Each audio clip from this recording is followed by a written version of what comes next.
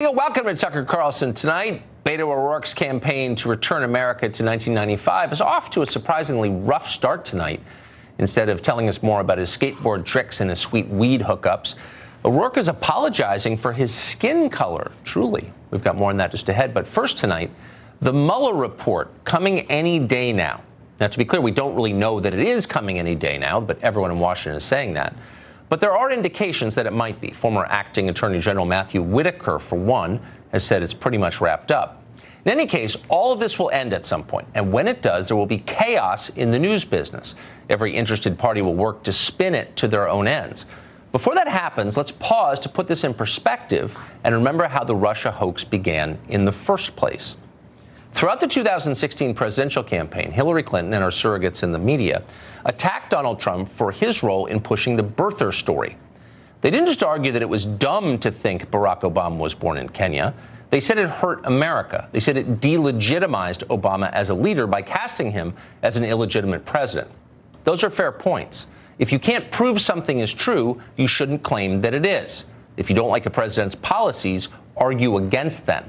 Offer a better alternative. Don't claim that he isn't really the president. That doesn't help the country. Somehow, though, Democrats learned the opposite lesson. And so for 3 years, they pushed their own far more harmful conspiracy, the theory of Russian collusion.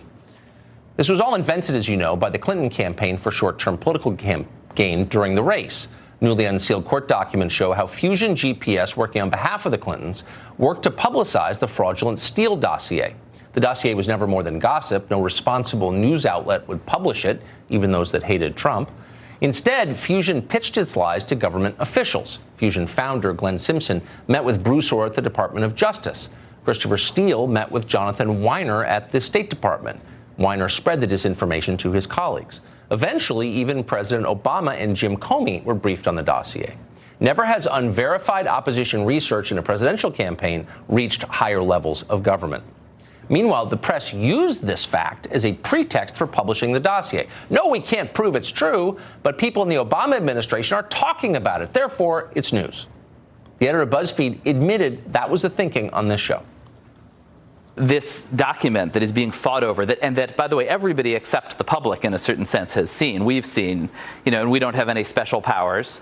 At what point does the audience say, we can see this too, and we can deal with the fact that it is clearly labeled as unverified, that it's clearly labeled that some things in it aren't true, which is what we did. I kind of get it. I mean, so what you're saying is because famous people are gossiping about it, and because other news organizations... People, the President of the United States, the President-elect, and the intelligence agencies. A famous person. Garden-variety famous people. They gossip, too. And by the way, let me just note... Not gossip. Official briefing, a document that, by the way, is a public document subject to the Freedom of Information law.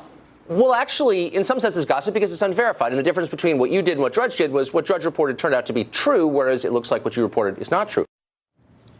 Not gossip, official briefing. Please. It was a ploy to defame a political opponent. Everyone knew that.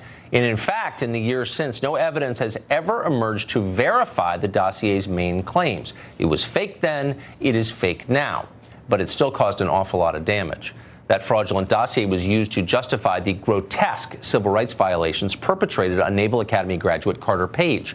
It justified multiple congressional investigations, which ground government to a halt. It helped destroy a relationship with Russia. That didn't need to happen, but it did, thanks to this hoax. And of course, the dossier justified hundreds, if not thousands, of totally irresponsible remarks by politicians and journalists. You may remember some of them. Congressman Ted Lieu said there was a, quote, cloud of treason over the White House. Eric Swalwell of California called Trump a Russian agent, quote, hiding in plain sight. Even Nancy Pelosi, who's supposed to be a responsible leader, who's old enough to know better, said it was certain that Russia was blackmailing the president. All of these were lies. Nobody has ever apologized for them. When the Mueller report does drop, whenever it drops, how will these people explain to their followers, the people who take them seriously, the NPR listeners, the people who read The New Yorker, the entire audience at CNN, why there's no proof of collusion in the document? According to one poll, 67% of Democrats believe it is probably or definitely true that Russia tampered with vote tallies to help Trump win. Now, in Washington, people know that's ludicrous. Everyone here understands the game. But out there, people really believe this stuff. Pelosi and Schiff and Swalwell told them it was true. MSNBC's entire lineup backed them up. Will those people be disappointed, or will they just assume that Putin somehow got to Mueller, too?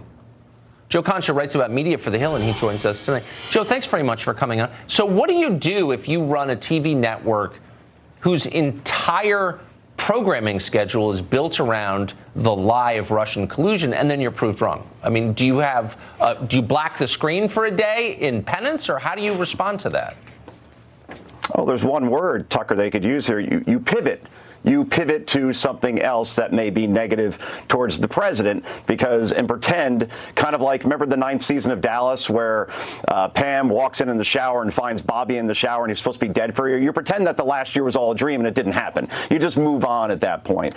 And look, I think you said it all with that stat around 2/3 of Democrats believing that votes were changed by the Russians. The dossier and the special counsel has already accomplished their goal in the minds of many Democratic supporters, which is that this whole thing was actually changed. The votes were changed, and the Attorney General has said, and Rod Rosenstein, I should say, the Deputy Attorney General, said that not one vote was changed.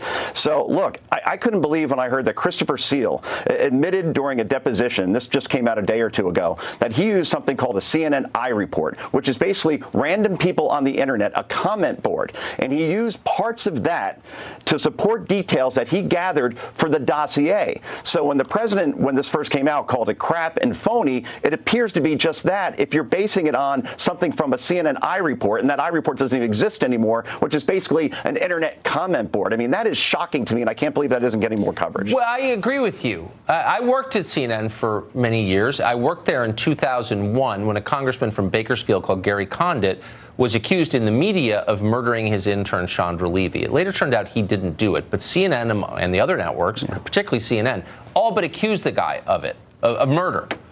And when it turned out that he didn't do it and his career was destroyed, his life was destroyed, I have felt bad about it ever since, even though, Gary Condit's a Democrat, I have nothing in common with him. I still feel bad about it. Do you think anybody in the press at that channel or the others will feel bad that they've been lying to their viewers for 2 years?